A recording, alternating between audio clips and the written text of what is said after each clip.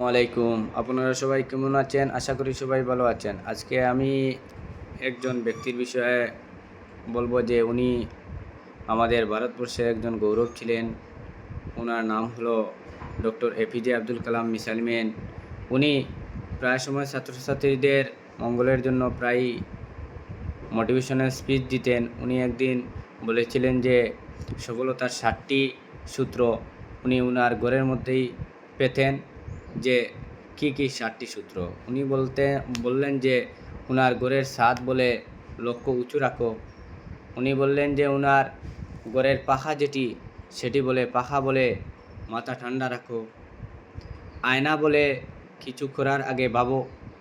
ঘড়ি বলে প্রতিটি সময় মূল্যবান। জানালা বলে পৃথিবীকে দেখো।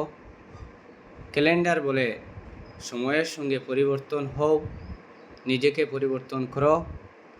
দরজা বলে নিজের লক্ষ্য ছুঁতে হলে কসরত করতে হবে। অর্থাৎ নিজে কোনো কিছু করতে হলে, ভবিষ্যতে একজন ভালো মানুষ হতে হলে নিজেকে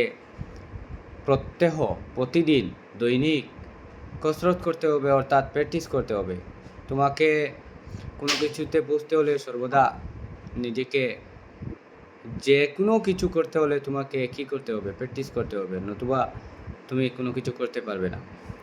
তাই আমি আশা রাখবো আমার সকল ছাত্রছাত্রী এবং যারা যে কোনো কিছু করতে চাও তোমরা সবাই প্র্যাকটিস করবে। এবং এইগুলা উনি বলেছিলেন বিশেষ করে ছাত্রছাত্রীদের উদ্দেশ্যে।